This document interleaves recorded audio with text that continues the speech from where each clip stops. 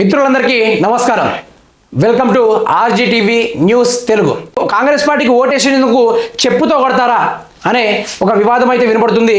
దీన్ని ఒకసారి చూసుకునే ప్రయత్నం అయితే చేద్దాము. మీకు ఓటేస్తే చెప్పు దెబ్బల సాయం అందలేదని రైతులు అడిగితే కొడతారా? హామీలపై ప్రశ్నిస్తే ఎదురుదాడులకు దిగుతారా?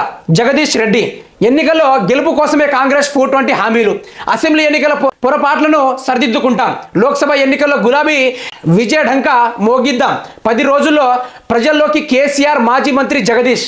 బీజేపీ కాంగ్రెస్ పార్టీలను ఫెవికాల్ బంధం కేటీఆర్. ఎనీ టైం కార్యకర్తలు అండగా ఉంటాం. నిరంజన్ రెడ్డి. పార్లమెంట్లో తెలంగాణ గళం బీఆర్ఎస్ఏ దేశపతి. 5 జిల్లాల్లో అసెంబ్లీ నియోజకవర్గ సమావేశాలు. నల్గొండ ప్రతినిధి. రైతు బంధు గురించి ప్రశ్నించి రైతులను చెప్పుతో కొడతామనడం దుర్మార్గమని చెప్పులతో కొట్టించుకునేందుకు ప్రజలు ఓట్లు వేశారా అని బీఆర్ఎస్ ఎమ్మెల్యే జగదీష్ రెడ్డి ప్రశ్నించారు. ఎన్నికల్లో ఇచ్చిన హామీలు నెరవేర్చడం సాధ్యం కాదని తెలుసుకున్న కాంగ్రెస్ నేతలు ఇప్పుడు నేపాన్ని కేసీఆర్ పై నెడుతున్నారని ఆగ్రహం వ్యక్తం చేసుకున్నారు. మాజీ ఎమ్మెల్యేలు కంచర్ల.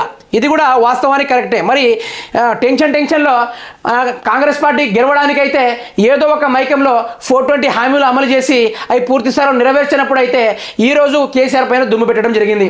మరి ప్రజలకు హామీలు ఇచ్చిన దాన్ని కూడా అడిగితే వారిని చెప్పుతో కొడతా ఉంటుంది ఈ ప్రభుత్వం అయితే. ఇక దీనిపైన బీఆర్ఎస్ నేతలు అయితే గట్టిగానే అరుచుకోవడం జరిగింది. కాంగ్రెస్ పార్టీకి ఓటేసినందుకు ఆటో డ్రైవర్లందరూ, ఆటో యూనియన్ వాళ్ళందరూ అయితే నరకం చూస్తున్నారైతే వ్యక్తపరచడం జరిగింది. నరకం చూస్తున్నాము, ఇంటి అద్దెలు కూడా కట్టలేకపోతున్నాం, గిరాకీ లేక ఈఎంఐలు చెల్లించడం లేదు, కొందరు ఆత్మహత్యలు చేసుకుంటున్నారు, మీరే ఏదైనా చేయాలి, ఆదుకోవాలి. ఆటో ఎక్కిన కేటీఆర్ ఎదుట సమస్యలను ఎకరపు పెట్టిన డ్రైవర్ రమేష్. పార్టీ అండగా ఉంటుందని బీఆర్ఎస్ వర్కింగ్ ప్రెసిడెంట్ భరోసా. అయితే ఆటో డ్రైవర్లు గత 47 రోజుల నుంచి దిక్కు దివారం లేకుండా చాలామంది అయితే మరణించడం జరిగింది. 45 రోజుల్లో 14 మంది ఆటో డ్రైవర్లు అయితే మరణం చెందడం జరిగింది.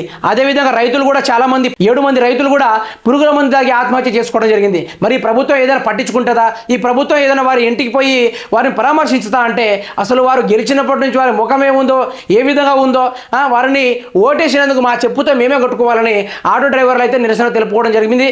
దానికి తగ్గట్టుగానే కేటీఆర్ మేము మీకు అండగా ఉంటాము, ఈసారిని కాంగ్రెస్ పార్టీని ఎంపీ ఎలక్షన్లో బొందబెట్టుడే. ఇదే విధంగా బీజేపీ పార్టీ కాంగ్రెస్ పార్టీ ఫెవికాల్తో అతికించిన బంధం లాంటిది కాబట్టి ఈసారి బంపర్ మెజారిటీతో టీఆర్ఎస్ పార్టీ అధికారంలోకి వస్తుంది, వారి యొక్క ఆటలు కట్టిద్దాం అన్నట్టుగా ప్రభుత్వం బీఆర్ఎస్ పార్టీ వర్కింగ్ ప్రెసిడెంట్ అయిన కేటీఆర్ తెలుపడం జరిగింది. మరి ఇది ఎంత వాస్తవానికి దారి చూద్దాం ఒకసారి.